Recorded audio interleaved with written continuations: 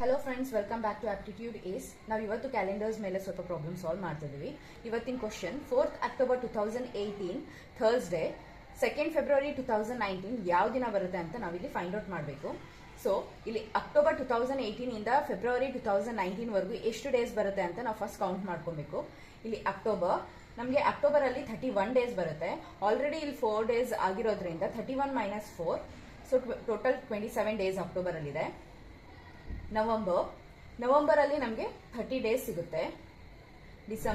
December ಅಲ್ಲಿ 31 days. ಜಾನ್ವರಿಯಲ್ಲೂ 31 days ಬರುತ್ತೆ.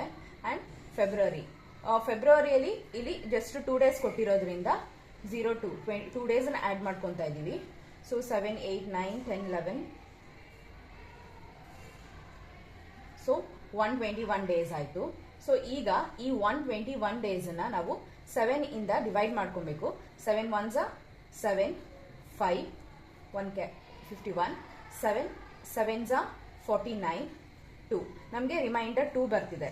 So ಕೊಟ್ಟಿರೋ ಕ್ವಶನ್ ನಮಗೆ 4th October 2018 Thursday. So Thursday ಅಂತ ಕೊಟ್ಟಿದ್ದಾರೆ. ಸೊ ಈಗ ಥರ್ಸ್ಡೇ ಜೊತೆ ನಾವು 2 ಡೇಸ್ ಆಡ್ ಮಾಡ್ಕೊಂಡ್ರೆ ಸೆಕೆಂಡ್ ಡೇ ಯಾವ್ದು ಬರುತ್ತೋ ಅದೇ ನಮ್ಮ answer. Thursday, Friday, Saturday. So ನಮ್ಮ ಆನ್ಸರ್ ಬಂದ್ಬಿಟ್ಟು ಸ್ಯಾಟರ್ಡೇ.